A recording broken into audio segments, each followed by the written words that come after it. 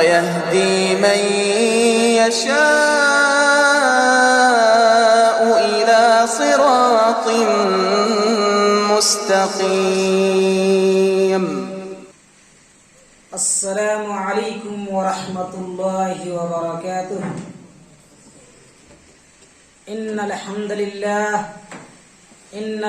لله نحمده ونستعينه ونستغفره ونعوذ بالله من شرور أنفسنا ومن سيئات أعمالنا. من يهده الله فلا مضل له ومن يضلله فلا هادي له.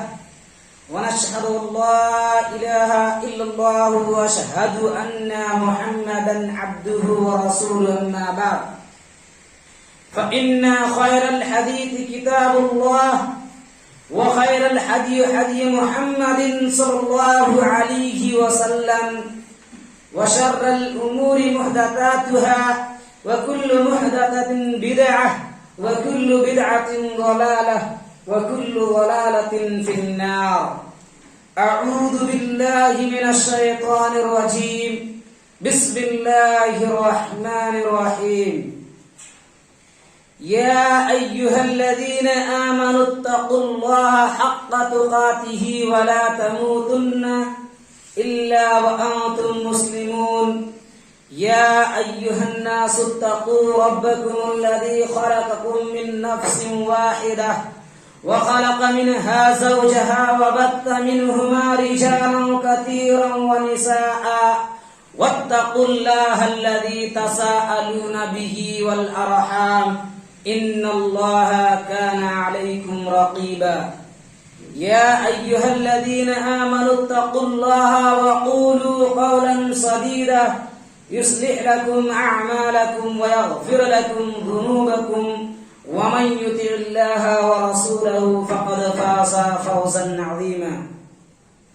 وقال الله تبارك وتعالى في القرآن المجيد والفرقان الحميد: إنما يعمر مساجد الله وأقام الصلاة وآتى الزكاة ولم يخش إلا الله فعسى أولئك أن يكونوا من المهتدين.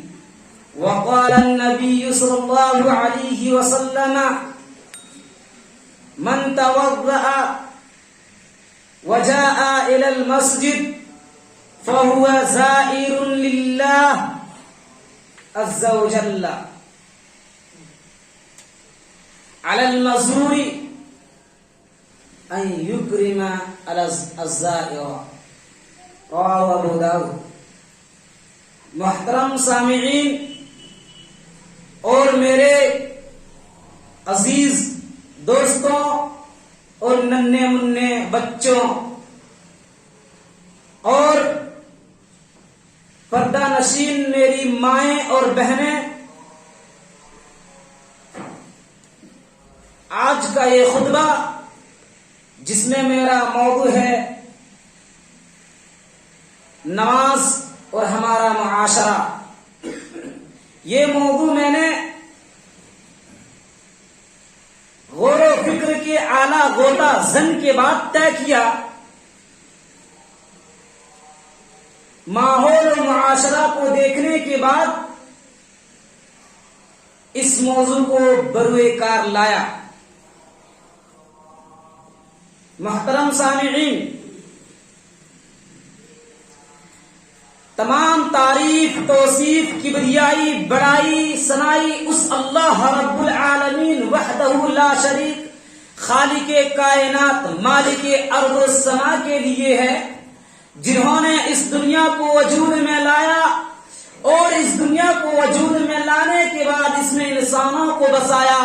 اتنا ہی نہیں بلکہ انسانوں کے لیے، انسانوں کی زندگی کے لیے، ان کی ضروریات کے لیے، ان کی حاجات کے لیے تمام چیزوں کی فراہم کر دیا.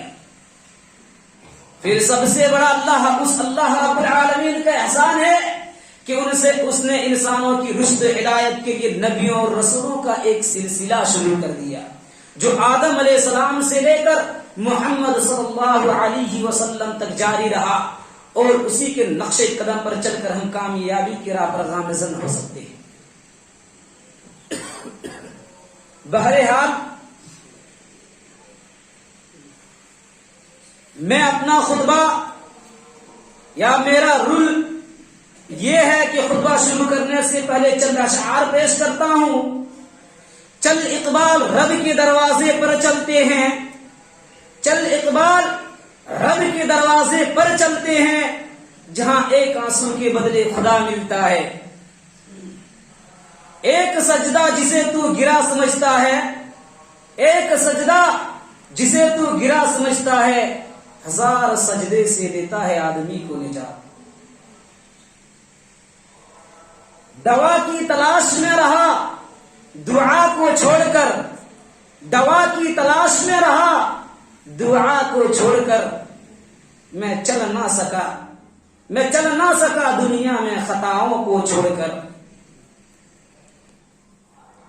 حیراں ہوں میں اپنی حسرتوں پہ اقبال، حیراں ہوں میں اپنی حسرتوں پہ اقبال، ہر چیز مانگ لی خدا سے مگر خدا کو چھوڑ کر۔ محترم سامعین، نماز اور معاشرہ، جب معاشرے میں غور کیا جائے، جب معاشرے پر ایک دائرہ نظر ڈالا جائے تو ہمیں پتا چلتا ہے کہ یہ معاشرہ وہ معاشرہ نہیں رہا، یہ سوسائٹی وہ سوسائٹی نہیں رہا، یہ ماحول وہ ماحول نہیں رہا، یہ حالات وہ حالات نہیں رہا جو محمد صلی اللہ علیہ وسلم اور صحابہ کرام، محدثین کرام اور ہمارے آبا و اجداد کے دور میں تھا۔ وہ سوسائٹی نہیں رہا، وہ معاشرہ نہیں رہا جس کی اسلام کو تلاش ہے۔ وہ معاشرہ کیسا ہونا چاہیے؟ وہ معاشرہ ایسا ہونا چاہیے جس میں اللہ رب العالمین کی عبادت کرنے والے ہر گھروں میں ہر لوگ، ہر ایک آدمی ہو جو اللہ رب العالمین کی سجدہ ریز، اللہ رب العالمین کے سامنے سجدہ ریز ہو کر اللہ رب العالمین سے فریاد کر رہا ہو۔ ایسا شخص نہیں بچا، شخص تو دور کی بات ہے، ایسا گھر نہ بچا، ارے گھر کی دور کی بات ہے، ایسا خاندان نہ بچا۔ خاندان میں ایک دو نمازی ملتے ہیں، ورنہ پورا کے پورا معاشرہ بے نمازی نظر آتے ہیں۔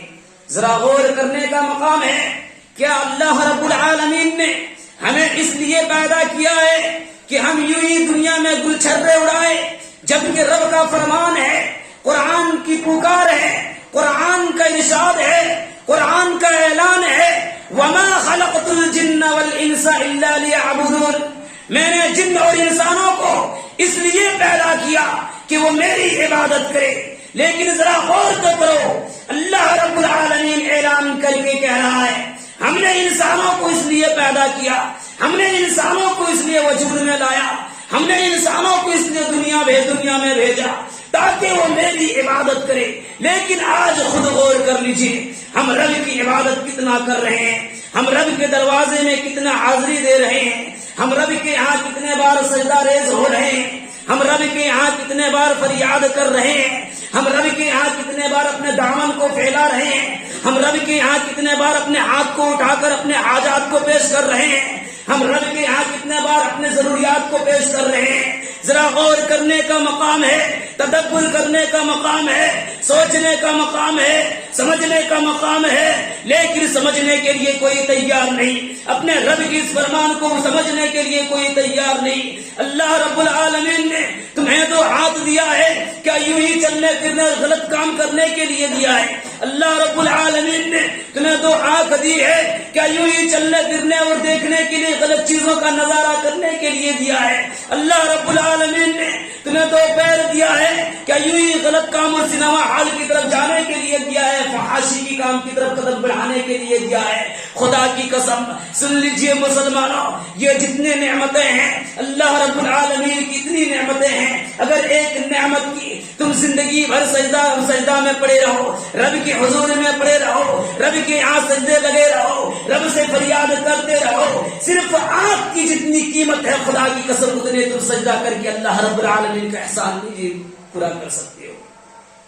اللہ رب العالمین نے یہاں تو پورے جسم کا یہ ڈھانچہ بنا دیا ہے، اتنا ہی نہیں اس نے معمولی پانی سے تمہارے جگر کے نور آنکھوں کے تارے کو تمہارے بیٹے اور بیٹیوں کو جنم دے دی ہے۔ بڑی افسوس کا سمجھنے کی ضرورت ہے مسلمانوں۔ کیا یہی نماز، اس نماز کی کیا اہمیت ہے کیا تمہیں معلوم ہے؟ ارے یہی وہ نماز ہے جس سے ایک اچھا معاشرہ تشکیل دی جا سکتی ہے، یہی وہ نماز ہے جس سے گھروں میں رحمتیں نازل کرنے پر مجبور کر سکتے ہیں، یہی وہ نماز ہے گھروں میں برکتیں نازل کرنے پر مجبور کر سکتے ہیں۔ اللہ رب العالمین سے اتنا دعا کیجئے، سجدے میں پڑے رہیے، خدا کی قسم تمہارے گھروں میں رحمتوں اور برکتوں کی بارش نازل ہونا شروع ہو جائے۔ پر عبادت کرو گے تب، ورنہ پھر یوں ہی ہم رہ جائیں گے۔ ذرا غور کرنے کا مقام ہے مسلمانوں، یہ نماز انسانی زندگی میں کتنی اہمیت رکھتی ہے، ذرا غور کرے۔ ایک انسان کو یہی وہ نماز ہے جو انسان کو برائی سے بچا لیتی ہے، یہی وہ نماز ہے انسان کو معروف کی طرف لے جاتی ہے، یہی وہ نماز ہے منکر سے یہ نماز بچا لیتی ہے، یہی وہ نماز ہے انسان کو غلط کام کرنے سے روک لیتی ہے، یہی وہ نماز ہے اللہ رب العالمین کے سامنے گڑگڑانے پر مجبور کر دیتی ہے، یہی وہ نماز ہے جس نماز کے دامن کو پکڑ کر ہم جنت کے آٹھوں دروازے سے داخل ہو سکتے ہیں۔ خدا کی قسم اگر تو اس نماز کو یوں ہی زندگی بھر بھلا دیا، اگر تو اس نماز کو یوں ہی نماز سے غفلت برتنا شروع کر دیا اور یوں ہی تم رہا تو یاد رکھنا، نہ ہی تم دنیا میں بھلائی کی زندگی جی پاؤ گے، نہ ہی آخرت میں تمہارے لیے وہ اجر ہوگا جو ہونا چاہیے مومنوں کا تھا۔ لیکن ذرا غور کرو، یہی وہ نماز ہے جو انسانوں کی جتنی خطائیں ہیں، انسانوں کی جتنی لغزشیں ہیں، انسانوں کی جتنی غلطیاں ہیں، انسانوں کی جتنی برائیاں ہیں، انسانوں نے جتنے بھی غلط کام کیے ہیں، ان تمام چیزوں کو جھاڑ دیتے جیسے درخت سے پتے جھڑتے ہیں۔ چلیے حدیث سن لیجیے، اس بارے میں دلیل کیا ہے؟ ان ابی ذر ان النبی صلی اللہ علیہ وسلم خرج زمن الشتاء، نبی کریم صلی اللہ علیہ وسلم، حضرت ابو ذر سے روایت ہے، وہ کہتے ہیں نبی کریم صلی اللہ علیہ وسلم ٹھنڈی کے موسم میں نکلے گھر سے، تشریف باہر لائے تو کیا دیکھتے ہیں؟ والورق یتحافظ، پتے گر رہے ہیں درختوں سے، فاخذ بغصنین من الشجرۃ، من شجرۃ، شجر سے آپ نے 2 ٹہنیوں کو پکڑا اور اس کو ہلا دیا، اس کے بعد فجعل ذلك الورق يتحافظ، وہ پتے اور زیادہ گرنا شروع ہو گیا۔ قال فقال، آپ صلی اللہ علیہ وسلم نے کہا، ابو ذر نے کہا، قلت لبیک یا رسول اللہ، میں حاضر اللہ کے رسول، آپ فرمائیے۔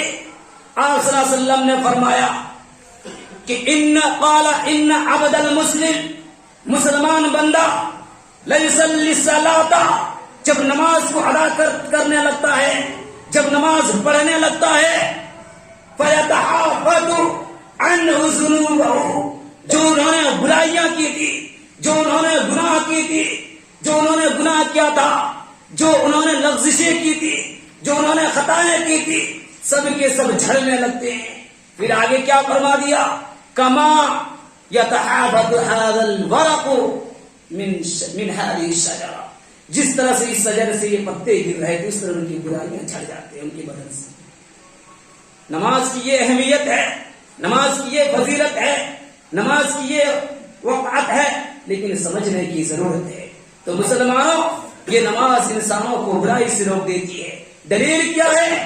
قرآن اعلان کر رہا ہے، ان الصلاۃ تنہی عن الفحشاء والمنکر، یہ نماز انسان کو برائی سے روک دیتی ہے۔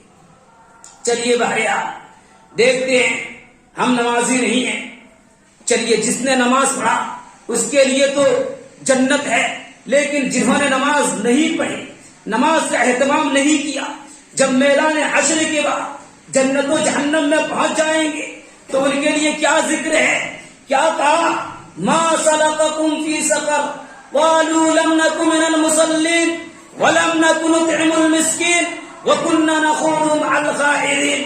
آج ذرا غور کرنے کا مقام ہے نوجوانوں اور خواتین حضرات، سمجھنے کی ضرورت ہے، سمجھنے کی ضرورت ہے، تدبر کرنے کی ضرورت ہے۔ قرآن کا اعلان کہہ رہا ہے جہنمی لوگ، جہنمیوں سے سوال کیا جائے گا تمہیں کس چیز نے جہنم میں ڈال دیا؟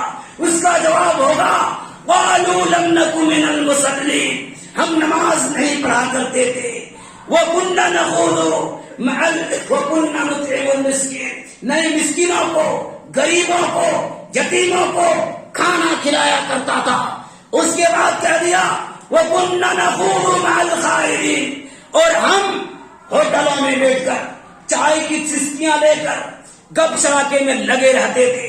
ادھر مسجدوں میں مؤذن صاحب پانچوں وقت کی اذان دے رہے ہیں، حی علی الصلاۃ حی علی الفلاح، آؤ نماز کی طرف، آؤ کامیابی کی طرف، آؤ نماز کی طرف، آؤ کامیابی کی طرف۔ ذرا غور کرنے کا مقام ہے، لیکن ہم ہوٹلوں میں سسکیاں لے کر، چائے کی سسکیاں لے کر گپ شراکے میں لگے رہتے تھے۔ یہی وجہ ہے کہ ہم جہنم میں پہنچ گئے۔ ذرا غور کیجئے کہ آج ہماری حالت یہ نہیں ہے، نماز کو چھوڑ کر مسجد کے بغل سے گزر رہے ہیں، مؤذن صاحب اذان دے رہے ہیں، کوئی پرواہ نہیں۔ جب کہا جاتا ہے کہ نماز پڑھو تو کہا کہتا ہے دیکھا جائے گا، کہا جاتا ہے اذان ہو رہی ہے چلو مسجدوں کا رخ کرو، دیکھا جائے گا عمر باقی ہے، کہا جاتا ہے رب کی عبادت کے لیے چلو رب کے دربار میں سجدہ ریز ہوتے ہیں، کہا جاتا ہے دیکھا جائے گا۔ کیا دیکھا جائے گا؟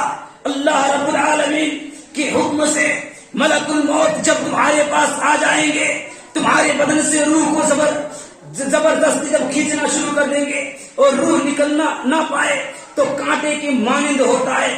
اس وقت جیسے ایک گوشت میں رکھ دیا جائے، کانٹوں میں گوشت کو رکھ دیا جائے پھر اس کو کھینچا جائے تو کانٹوں میں کتنے گوشت رہ جائیں گے۔ اس قدر جب فرشتے برے لوگوں کی روح کو قبض کرتے ہیں تو اس قدر وہ تکلیف جھیلتے ہیں۔ ذرا غور کیجیے، کیا اس وقت دیکھا جائے گا جب لوگ چار کندھوں میں لے کے تمہیں اوپر لے کے جب قبرستان میں رکھنے کے لیے لے جائیں گے، اس وقت دیکھا جائے گا؟ کیا جب تمہیں قبر میں رکھ دیا جائے گا تم سے سوال و جواب کیا جائے گا؟ من ربک ما دینک من الاسلام، تب دیکھا جائے گا۔ کب دیکھا جائے گا؟ ابھی زندگی ہے، دیکھنا ہے، کرنا ہے تو ابھی کیجیے۔ خدا کی قسم یہ زندگی کی بات دوسری زندگی کو نصیب نہیں دی جائے گی جس میں تم عمل کرو گے۔ یاد رکھنا، جب کہا جاتا ہے چلیے اللہ رب العالمین کے یہاں سجدہ ریز ہو لیتے ہیں، دیکھا جائے گا زندگی بہت بڑی ہے، بعد میں عمل کر لیں گے۔ مسلمانوں، غور و فکر کرنے کا مقام ہے۔ ہماری زبان سے یہی جملے نکلتے ہیں، آج مسجدوں میں 2 4 5 مصلی نظر آتے ہیں، اس کے علاوہ نہیں۔ جمعے کی دن مسجدیں بھر جاتی ہے۔ ذرا غور کیجیے، جو میں نے حدیث پڑھی ان العبد المسلم، وہاں مومن نہیں کہا گیا ہے، وہاں مسلم کہا گیا ہے۔ کیوں معلوم ہے؟ کیونکہ اکثریت یہاں مسلم ہے، مومن نہیں ہے۔ ارے مومن تو اسے کہتے ہیں جو اللہ رب العالمین کے احکامات کو پابندی سے پکڑ لے۔ لیکن آج ہم مسلم ہیں، کلمہ شہادت پڑھ لیے، اس کے بعد عمل کے نام میں صفر۔ تو مسلمانوں ذرا غور کیجیے، خود بھی نماز پڑھیے، اپنے بیویوں کو بھی جگائیے، رات میں اٹھیے تو خود بھی اٹھیے اور بیوی کو بھی جگائیے، اور بیوی کا یہ فرض ہے جب رات میں نماز کے لیے اٹھے تو شوہر کو جگائے۔ لیکن آج کے دور میں اور اگر منع کرے تو پانی چھڑکا جائے۔ لیکن آج کے دور میں دیکھا جائے شوہر نہ اٹھتے نہ ہی بیوی اٹھتے ہیں۔ اگر بیوی نماز پڑھ لے کبھی اور شوہر کو اٹھا دے اور نہ اٹھے تو پانی چھڑک دے تو بیوی کو اگر 4 فلور ہے، 4 منزل، چاروں منزل میں دوڑانا شروع کر دے گا۔ نیند کی اتنے بہترین نیند لے رہا تھا اور اٹھا دیا مجھے۔ یہ حالات ہمارے معاشرے کے۔ بچے کیسے ہوں گے؟ جیسے باپ ویسے بچے ہوں گے۔ چلیے بہرحال ہم نے تعلیم دینا شروع کر دی، اپنی زندگی کو کس میں کھپا دی؟ نماز چھوڑ کر دولت کمانے میں، مالداری کی لالچ میں اور بلڈنگیں بنانے میں۔ چلیے اس کا بھی تھوڑے سے مختصراً ذکر کر دیا جائے۔ نماز کو چھوڑ کر ہم نے پوری زندگی اپنے بیٹے کی ترقی کے لیے، اپنے بیٹے کو ایک اعلیٰ مقام پر پہنچانے کے لیے سائنس کی تعلیم دی، انجینئر بنا دیا، سائنسداں بنا دیا، انگریزی پڑھا دیا، ڈاکٹر بنا دیا، آفس میں ایسے بہترین نوکری پر لگوا دیا۔ اب بتائیے ہم نے پوری زندگی اپنے بیٹے کی زندگی سنوارنے میں لگا دی۔ ذرا غور کیجئے گا میرے ان جملوں پر، ذرا تصور کیجئے گا، ذرا توجہ دیجئے گا۔ ہر انسان، ہر باپ چاہتا ہے، میں یہ نہیں کہتا کہ مت چاہو اپنے بیٹے کی ترقی، مت کر دلاؤ اسلام کی حدود میں رہ کے، لیکن اسلام کی تمام اعمال کو پشے پشت ڈال کر ہم بیٹے کو انجینئر بنا دیتے ہیں۔ لیکن ذرا غور کیجئے، ان باپ کے لیے کتنا بڑا خسارہ ہے معلوم ہے، کتنا بڑا نقصان ہے معلوم ہے۔ ہم نے تو پڑھا دیا، کبھی دینی تعلیم بیٹے کو نہیں دیا، کبھی نماز پڑھنے کی پابندی نہیں کی۔ ذرا غور کیجئے گا، ہم نے زندگی بھر پیسہ کمایا، زندگی بھر دولت کمائی، زندگی بھر روپیہ کمایا، اس کے بعد بیٹے کے لیے 4 منزلہ گھر بنا دی، بیٹے کے لیے گاڑیاں خرید دی، بیٹے کے لیے اور بہت ساری ترقیات چیزیں ہم نے مہیا کر دیا۔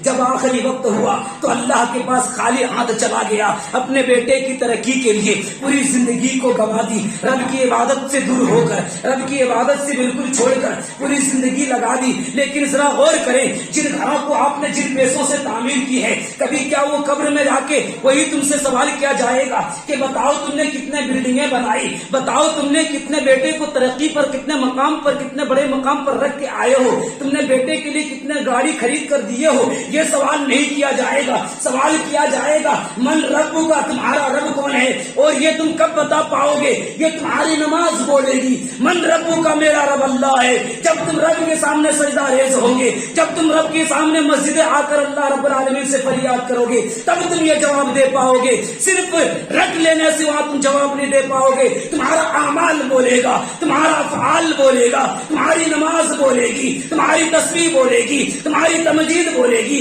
تمہاری تمہید بولے گی۔ یہ دوسرے اعمال نہیں بولیں گے، رب کی عبادتیں بولے گی، رب کی ریاضتیں بولے گی، تمہاری سخاوت بولے گی، تمہاری فریاضی بولے گی، اور کوئی چیز وہاں جواب نہیں دے سکے گا۔ یہی چیزیں ہیں، ان چیزوں کو عمل سے پکڑو۔ تو مسلمانوں ذرا غور کیجیے، میں بتا رہا تھا کہ بیٹے کے لیے بلڈنگیں بنا دی، بیٹے کو تعلیم بھی نہ دیا۔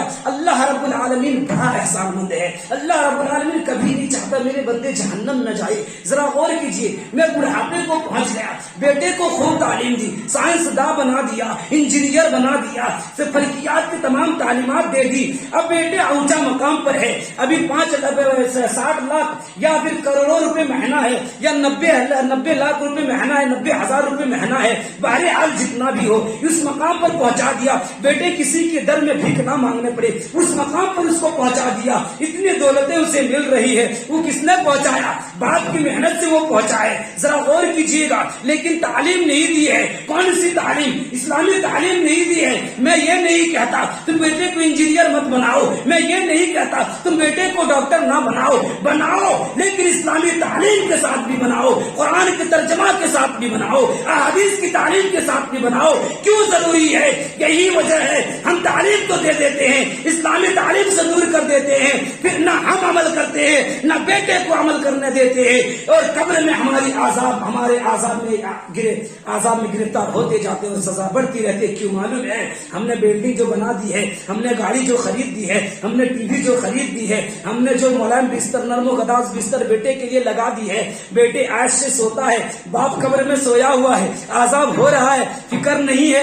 کیوں فکر نہیں ہے باپ کا؟ باپ کس حال میں فکر نہیں ہے؟ بیٹے عیش سے ہے، فجر کی نماز بستروں میں، کون بستروں میں؟ جو باپ نے خرید کے رکھ دیا اس بستروں میں فجر کی نماز سوتے ہوئے گزر جا رہا ہے۔ باپ کو قبر میں عذاب ہو رہا ہے، اور کون سا عذاب ہو رہا ہے؟ ذرا سوچیے تو صحیح، ان عذاب ہو رہا ہے۔ وہ سانپ کی زہریلوں کا مزہ وہ چکھ رہا ہے۔ جو سانپ اس دنیا میں آ کر ایک پھونکار مار دے، ایک پھونک مار دے، تو خدا کی قسم اس زمین پر ایک گھاس بھی نہ ہوگی قیامت تک۔ وہ سانپ کا عذاب باپ مزہ چکھ رہا ہے.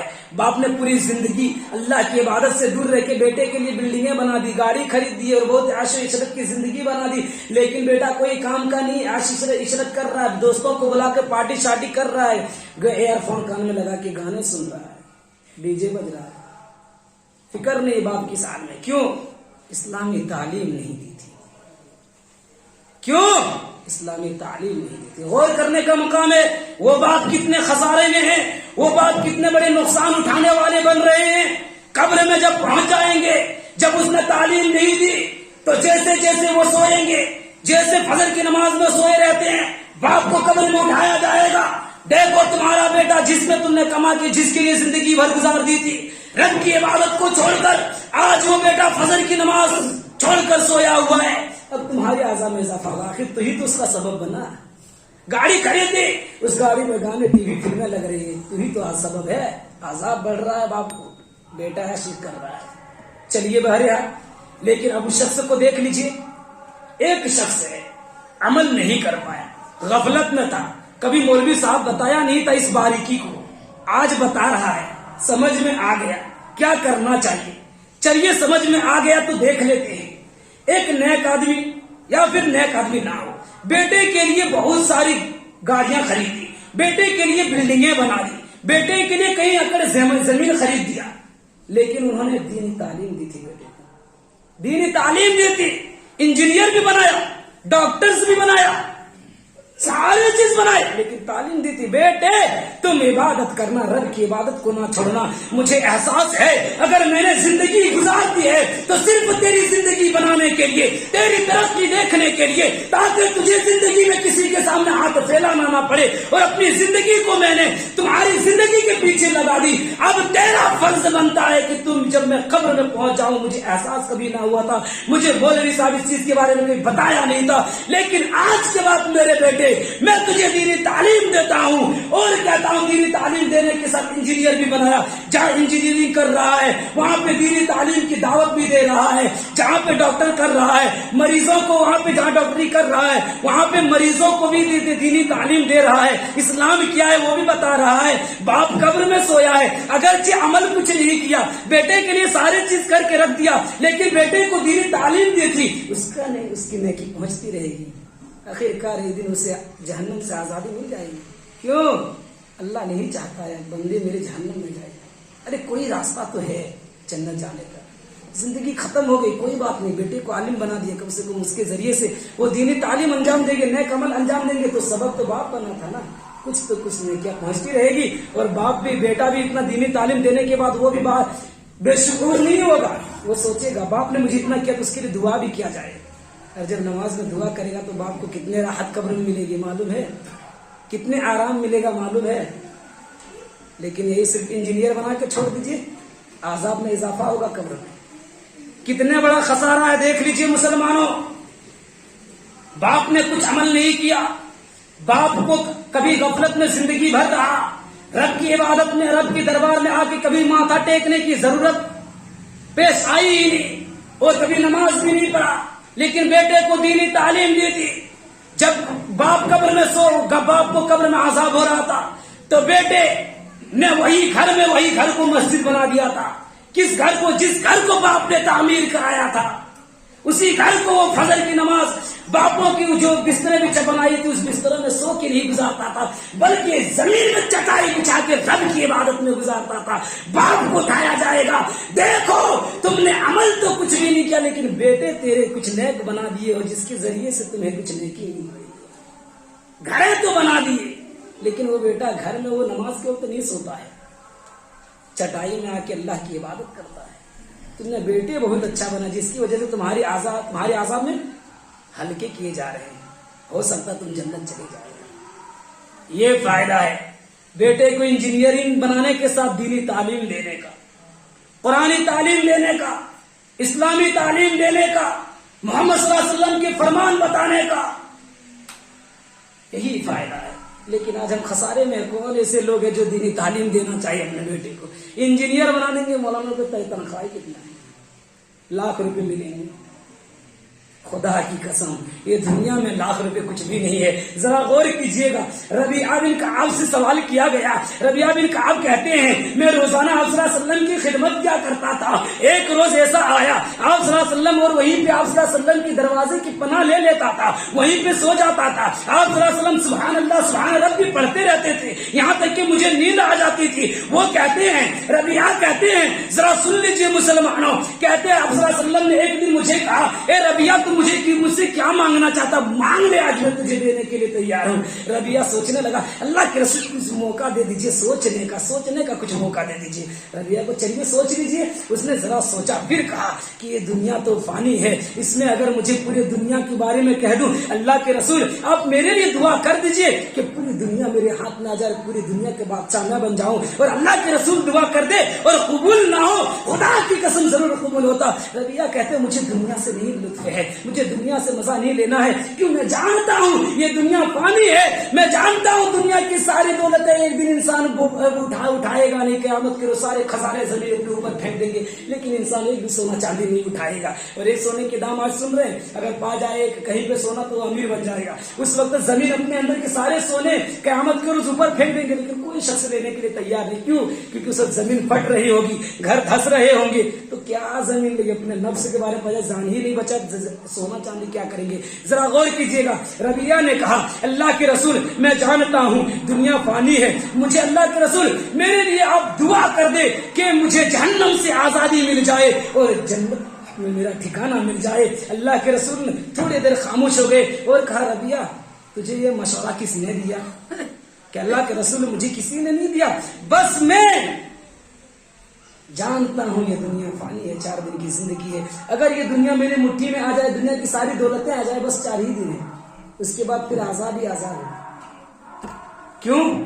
کیونکہ یہاں کے 50,000 سال وہاں ایک دن, یہاں کے 50,000 سال وہاں ایک دن. غور کیجئے گا جملے پر. تو اس کی جو دائمی زندگی اس کا مجھے پرواہ ہے, لیکن آج اس کا پرواہ نہیں, اس کی پرواہ نہیں ہے. دنیاوی زندگی میں عیش کر لیں, جوانی ملی ہے عیش عشرت کر لیں, یہ پرواہ ہے. ذرا غور کیجئے گا مسلمانوں جملے پر. ربیعہ نے کہا اللہ کے رسول مجھے جنت کے بارے میں دعا کر دیجئے. اللہ کے رسول نے کہا چلیے دعا کر دیتا ہوں, لیکن شرط ایک یہ ہے کہ بکثرت سجود کے ذریعے سے تجھے میری مدد کرنی پڑے گی.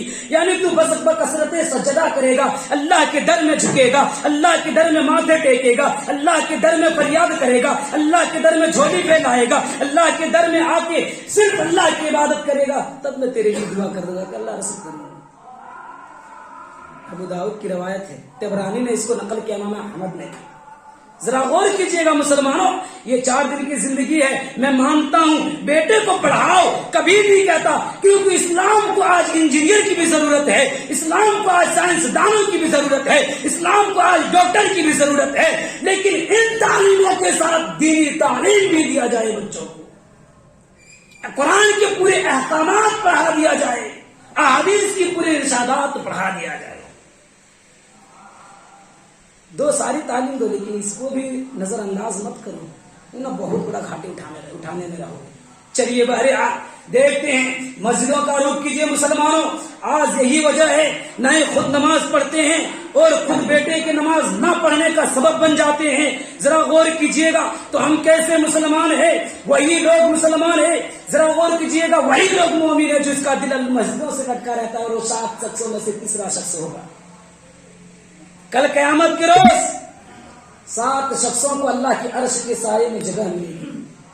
معلوم ہے ان میں سے ایک کون ہوگا؟ قلبہ معلق من المساجد, جس کا دل مسجدوں سے لٹکا رہتا.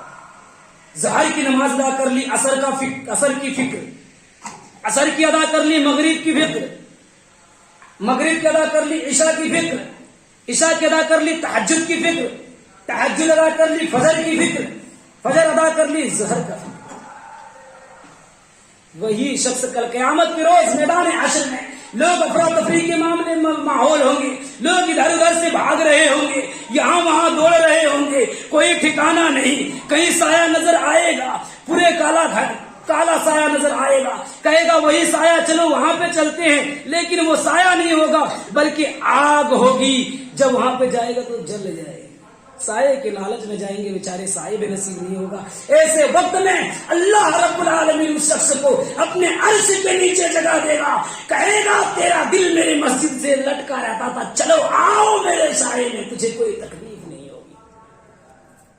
انما یعمر مساجد اللہ، یہی وہ شخص ہے جو اللہ کی مسجدوں کو آباد کرتے ہیں، اللہ کی مسجدوں کو بھرتے ہیں، اللہ کی مسجدوں میں آ کے تسبیح کرتے ہیں، یہی وہ شخص ہے من آمن باللہ، جو اللہ پر ایمان لایا، جو آخرت کے دن پر ایمان لایا، وہ اقام الصلاۃ، وہی وہ شخص ہے جو نماز ادا کرتے، وہ آتا الزکاۃ، وہی وہ شخص ہے جو زکات دیتے ہیں۔ پتا چلا جو شخص اللہ پر ایمان، جو شخص نماز ادا نہیں کرتا، جو شخص زکات ادا نہیں کرتا، جو شخص مسجد کی طرف نہیں آتے، مسجدوں کو آباد نہیں کرتے، من آمن باللہ، اللہ پر ایمان نہیں لاتے، نہیں آخرت کے دن پر ایمان لاتے۔ اور سب سے بڑی بات کہہ دی قرآن حدیث میں، وہ کیا بات ہے؟ وَلَمْ نَخْشَ، وہ نہیں ڈرتا ہے کسی سے الا اللہ، سوائے اللہ سے۔ بڑے سے بڑے دجال آ جائے، کسی سے نہیں ڈرتا سوائے اللہ سے۔ اب سرٹیفکیٹ دے رہا ہے اتنے چیز بتانے کے بعد، دیکھیے گا فَعَسَىٰ أُولَٰئِكَ أَن يَكُونُوا مِنَ الْمُهْتَدِينَ، یہ ہے سرٹیفکیٹ۔ جس نے اللہ کی مسجدوں کو آباد کیا، اللہ کی مسجدوں میں آ کے عبادتیں کی، اللہ کی مسجدوں میں آ کے فریاد کیا، اللہ کے آگے آ کے دامن پھیلایا، تو ان کے لیے کیا سرٹیفکیٹ؟ وہی لوگ ہیں جو اللہ پر آخرت پر ایمان لاتے ہیں، یہی وہ لوگ ہیں جو نماز قائم کرتے ہیں، یہی وہ لوگ ہیں جو زکات دیتے ہیں، یہی وہ لوگ ہیں جو کسی سے نہیں ڈرتا مگر اللہ سے ڈرتا ہے۔ اس کے بعد اتنے صفت ہونے کے بعد اب اس کے بعد اللہ نے سرٹیفکیٹ دے دی، کیا کہا؟ فَعَسَىٰ أُولَٰئِكَ أَن يَكُونُوا مِنَ الْمُهْتَدِينَ، اسے سرٹیفکیٹ دے دیا جائے، یہی لوگ ہدایت یافتہ ہے، یہی لوگ جنت میں جائیں گے، اس کے علاوہ جہنم میں۔ ذرا غور کیجئے گا مسلمان، لا تزول قدم ابن آدم کے قدم ہل نہ سکیں گے یوم القیامہ، قیامت کے دن، من عند ربی، رب کے نزدیک سے، رب کے پاس سے،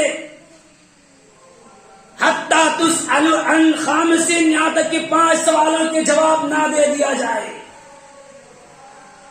ان عمری فیما افنا، اپنی عمر کہاں گزار دی جو تو نے، میں نے تجھے 60-70 سال کی زندگی دی تھی، گرل فرینڈ کے ساتھ ہاتھوں میں ہاتھ ڈال کے، باہوں میں ڈال کے، پارکوں میں گھومنے میں اور رستوں میں گھومنے میں گزار دی، یا ہوٹلوں میں بیٹھ کر زندگی پوری گزار دی، یا بیٹے کی ترقی میں پوری زندگی گزار دی، یا پھر بیوی کو خوش کرنے میں زندگی گزار دی، حلال و حرام نہ سمجھا، بیوی کو سب کھلایا، سب پلایا، سب پہنایا، کہاں گزار دی؟ ایک سوال کی جواب دینے میں تو حالت خراب ہو جائے گی۔ ان عمری فیما افنا، اپنی زندگی کہاں گزاری؟ آؤ نوجوانوں، دوسری بارے میں سوال، دوسری چیز سوال کی جائے گی، وہ سوال کیا ہے؟ ان شبابی فیما افنا، جو میں نے تجھے تر و تازگی دی تھی، جو میں نے تجھے وہ جوانی دی تھی، جو میں نے تجھے نیا خون دیا تھا، جو تمہارے نسوں میں دوڑ رہا تھا، تم نے اس خون کو کہاں لگا دیا؟ ان شبابی فیما افنا، اب لا، اپنی جوانی کو کہاں گزار دی؟ گانے سننے میں، ٹی وی دیکھنے میں، فلمیں دیکھنے میں۔ تیسرا سوال، وَمَالِهِ مِنْ أَيْنَ اكْتَسَبَهُ، مال کہاں سے کمایا؟ کہ چوری تو نہیں کیا تھا، یا حرام سود کی کاروباری تو نہیں کی تھی، وَفِيمَ أَنْفَقَهُ، اور اسے خرچ کہاں کیا؟ یہ چوتھا سوال۔ چلیے آخری سوال دیکھتے ہیں، کیا ہے آخری سوال؟ کہا گیا ان عالموں کو بھی نہیں چھوڑا اس نے، عالموں کو بھی سوال کیا جائے گا۔ ما عمل فیما عالما، جتنا جانتا تھا کیا اتنا عمل کیا ہے؟ سن لیجئے، جتنے عالم حضرات ہیں یا عالمہ ہیں نیچے، خواتین حضرات میں سے، فیما علما، جتنا جانتا تھا اتنا عمل کیا ہے، جتنا جانتا تھا اتنا لوگوں کو بتایا ہے، جتنا جانتا تھا اتنا لوگوں کو بتایا ہے، اور بتایا ہے صحیح طریقہ کیا ہے، لوگوں کو کبھی صحیح راہ پہ لائے ہو؟ سوال تو کیا جائے گا، کرو یا نہ کرو. ذرا غور کیجئے مسلمانوں، اللہ رب العالمین کی حاضری دیجئے. اور دوسری بات یہ کہ عورتوں کے لیے جنت بہت آسان ہے. بولیے کیسے؟ اللہ کے رسول سے سوال کیا گیا کہ اللہ کے رسول جنت کی عورتیں افضل ہے. میری مائیں اور بہنیں تھوڑا توجہ دیجیے گا ادھر، اور ہماتن غوش ہو کے بیٹھیے گا. کیا کہا اللہ کے رسول؟ جنت کی عورتیں افضل ہے یا دنیا کی عورتیں؟ اللہ کے رسول تھوڑی دیر خاموش فرمایا دنیا کی عورتیں. سوال کرنے والا چوک گیا، آخر دنیا کی عورتیں کیسے افضل ہے؟ جنتوں کی عورتیں اس کی خوشبو کے بارے میں کہا گیا ہے کہ اگر دوپٹہ اپنے دنیا میں پھینک دے، دنیا کی جتنی گندگی ہے ساری کو خوشبو میں بدل دے گی، کیونکہ یہ مہک جائے گی پوری دنیا. اس کی دوپٹہ کی اثر ہے. اللہ کے رسول پھر بھی دنیا کی عورت کی افضل کیسے ہے، برتری کیسے ہے؟ اللہ کے رسول نے کہا جنت کی عورتیں تو خوبصورت ہے، دنیا کی عورت اس سے زیادہ بھی خوبصورت، اس سے بھی زیادہ افضل ہے. کہا کیسے؟ کہا وہ نماز ادا کرتی ہے، رب کے سامنے جھکتی ہے اور فریاد کرتی ہے، اور اپنے شوہر کی اطاعت کرتی ہے. ذرا غور کیجئے گا میری مائیں اور بہنیں، کیا کہا؟ افضل دنیا والی عورت ہے، پر کون افضل ہے دیکھنا پڑے گا. سب عورتیں افضل نہیں ہے، وہی افضل ہے. حالانکہ عورتوں کو مہینے میں 20 دن 22 دن نماز پڑھنی ہوتی ہے، اور ایام حیض تو اللہ تعالیٰ معاف کر دیا. چلیے جاؤ کوئی بات نہیں، مت پڑھیے، اس کا قضا بھی نہیں کرنا ہے، اتنے ہی نماز پڑھیے. اسی میں جنت کے بعد سرٹیفکیٹ دے دیا. اور اپنے شوہر کی اطاعت کیجیے. ذرا غور کیجیے گا، عورتوں کے لیے بہت آسان ہے، بس 20-22 دن نماز پڑھنے مہینے میں، اس کے بعد شوہر کی اطاعت کرنی ہے، اور شوہر کو ٹائم پر جگہ کے نماز کے لیے بھی اٹھانے، ورنہ سوال کیا جائے. ذرا غور کیجیے گا مسلمانوں، لیکن آج ہمارے معاشرے میں نماز نہیں پڑھی جاتی ہے، مسجدوں کے قریب نہیں آتے ہیں، مسجدوں سے دور بھاگتے ہیں. کیا ایسے حالت، ایسی صورت میں ہم پر عذاب نہ ہو تو اور کیا ہو؟ ذرا غور کیجیے گا، نبی کریم صلی اللہ علیہ وسلم کے بارے میں سوال کیا گیا. اللہ کے رسول آپ معصوم من الخطا ہیں، آپ کی لغزشیں معاف کر دی گئی ہے، آپ کو بخش دیا گیا ہے، آپ کی خطائیں معاف کر دی گئی ہے، آپ کو دنیا ہی میں جنت کی بشارت سنائی گئی ہے، آپ نبیوں کی امامتی کی ہے، آپ جنت ہیں، جنتی ہیں. اللہ کے رسول نے عائشہ سوال کیا، اللہ کے رسول نے کتنے خوبصورت جواب دیا. اے عائشہ، کیا میں ایک شکر گزار بندہ نہ بنوں؟ اتنی عبادت کرتے تھے ایڑیاں پھول جایا کرتے، سوزن آ جایا کرتے. اے عائشہ، کیا میں اللہ کا شکر گزار بندہ نہ بنوں؟ آج ہم شکر گزار ہیں، نہیں عبادت ہے، پھر مسلمان جنتی ہے. یوں ہی جنت حاصل ہونے والا نہیں ہے مسلمانوں، اس کے لیے کچھ کرنا پڑے گا. چلیے بہرحال صحابہ کرام کے بارے میں آتے ہیں، مسلم بن یسار کے بارے میں آتے ہیں. کہا جاتا ہے کہ مسجد میں نماز پڑھ رہے تھے، مسجد کا ایک کونا ڈھہ گیا، وہ نماز میں مشغول ہے، نماز پڑھ رہے ہیں، پتہ نہیں ہے ہزاروں لوگ مسجد کے قریب جمع ہو گئے، کچھ معلوم نہیں ہے. وہ کہا کرتے تھے کہ تم لوگ گھر میں خوب ہلہ کرو، میں نماز میں رہوں، مجھے کچھ سنائی نہیں دیتا ہے. یہ نماز ہے، کچھ سنائی نہیں دیتا ہے، جتنا بھی ہلہ کرو. مسجد ہے گیا، پتہ ہی نہیں چلا، نماز پڑھ رہے ہیں. اس وقت تو جب تک سلام نہ پھیرتے، سلام پھیرا دیکھا کہ مسجد کے کونا ڈھہ گیا، لوگ وہاں پہ جمع آ گئے، جمع ہے. ایسے نماز پڑھا کرتے تھے. حضرت علی بن حسین کے بارے میں کہا جاتا ہے رحمت اللہ کے بارے میں کہ وہ جب وضو کرتے تو ان کے چہرے میں زرد اور سرخ ہو جایا کرتے تھے. ان کے گھر والوں نے سوال کیا کہ آپ کا چہرہ اس طرح کیوں ہو جاتا ہے ہر وضو کے وقت؟ کہا تجھے معلوم نہیں ہے میں کس کے سامنے کھڑا ہونے جا رہا ہوں؟ میں اس کے سامنے کھڑا ہونے جا رہا ہوں جس نے آسمان کو بنایا، جس نے زمین کو بنایا، جس نے انسان کو وجود میں لایا. وہ چاہے تو سکال کے اندر زمین و آسمان کو تباہ و برباد کر دے. اس کے سامنے کھڑا ہونے جا رہا جو بادشاہوں کی بادشاہ اور شہنشاہوں کی شہنشاہ ہے. اس لیے زرد ہو جاتا ہے چہرہ ڈر کے مارے. برائی کرتے آج پھر بھی ڈر نہیں لگتا ہے. غور کیجیے گا مسلمانوں, رب کی عبادت کرو, رب سے لو لگاؤ, خدا کی قسم امیر بن جاؤ گے. تتجافى جنوبهم عن المضاجع يدعون ربهم خوفا وطمعا ومما رزقناهم ينفقون. کہا گیا قرآن کا اعلان ہے, سن لیجئے, وہ لوگ اپنے بستروں سے الگ زندگی گزارتے تھے, راتوں میں اپنے بستروں سے الگ ہو کر رب کی عبادت میں لگے رہتے تھے. يدعون ربهم, اپنے رب کو پکارتے تھے. اور کہا گیا کیا, اپنے رب کو پکارتے تھے. ایسے طمعاً, لالچی کرتے کی جنت کی, وخوفاً, رب سے ڈرتے ہوئے, طمعاً, اور جنت کی لالچی کرتے ہوئے, ومما رزقناہم, اللہ نے جو دیا تو اسے خرچ کرتے ہوئے. ہر باپ کو یہ فرض بنتا ہے, جن لوگوں نے عمل نہ کر سکا, اپنے بیٹے کو کم سے کم یہ ضرور وصیت کر جائے, بیٹا میں نے تیرے لیے پوری زندگی گزار دی, نماز پڑھنے کے کا نصیب نہ ہو سکا, نماز پڑھنے میں میری قسمت میں نہیں لکھی گئی تھی. سن لیجئے, اگر ایسا ہے تو میں نے تجھے پڑھایا, آج لاکھوں روپے مہینہ مل رہا ہے, میرے بیٹے تو اللہ کے راہ میں خرچ کرتے رہنا, میرے لیے خرچ کرتے رہنا, ان مدرسوں میں دیتے رہنا جہاں غریب بچے, جہاں امیر بچے پڑھتے ہیں, شاید کہ اس کے ذریعے سے مجھے دھیرے دھیرے دھیرے دھیرے جنت چلا جاؤں گا. ان نیکیوں کے ذریعے. کیوں, جب بچوں کو پڑھائیں گے تو بچے جب تک عالم رہیں گے اور جب تک وہ نیکی عمل کرتے رہیں گے, دین اسلام کی خدمت کرتے رہیں گے, تب تک تجھے نیکی پہنچے گی. تو میرے بیٹے یہ میری وصیت ہے, میں نے تیرے لیے اتنا کر دیا, تو میرے اس بنائے گھر میں فجر کی نماز نہ گزارنا, سو کر نہ گزارنا, عصر کی نماز گپ شپ میں نہ گزارنا, ظہر کی نماز کھیلنے, ظہر کی نماز کھانے پینے میں نہ گزارنا, رب کی عبادت میں گزارنا. شاید کہ تیرے لیے میں نے اتنا کر دیا, تو میرے لیے اتنا ضرور کرنا, شاید کہ تیری وجہ سے مجھے نیکی پہنچے اور میں جنتی ہو جاؤں. اور میرے لیے اللہ کی راہ میں خرچ کرتے رہنا. وقت بہت زیادہ ہو گیا, باتیں تو بہت زیادہ تھی. بہرحال اللہ رب العالمین سے دعا ہے کہ اللہ رب العالمین ہم تمام مسلمانوں کو صحیح عمل کرنے کی توفیق دے اور نماز کی اہمیت کو سمجھنے کی توفیق دے. آمین. وآخر دعوانا الحمد للہ رب العالمین.